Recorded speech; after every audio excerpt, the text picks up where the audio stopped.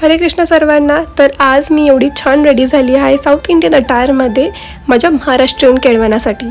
सगळ्या परिवाराने मिळून आम्हाला एक केळवण दिलेलं। मी, सिद्धेश व माझा परिवार आम्ही सगळे एकत्रित होऊन खूप धमाल केलेली। केळवण नाव साधं आहे पण भावना मात्र खूप खोल। प्रत्येकाने काही ना काही हातभार लावलेला। कुणी सजावट केली, कुणी पदार्थ करून दिला, कुणी हसू वाढलं आणि कुणीतरी फक्त माझ्याला बाजूला बसून म्हटलं बस एन्जॉय कर। नंतर क्षणभर सगळे एकत्र बसलो। गप्पा आणि फोटोज हे काय थांबायलाच तयार नाही।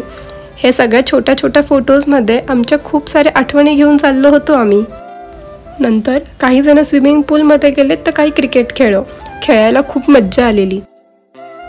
नुकताच आजीबाबांचा बर्थडे झालेला तर सहस्त्रचंद्र दर्शन द्यायचंही आजच ठरवलं।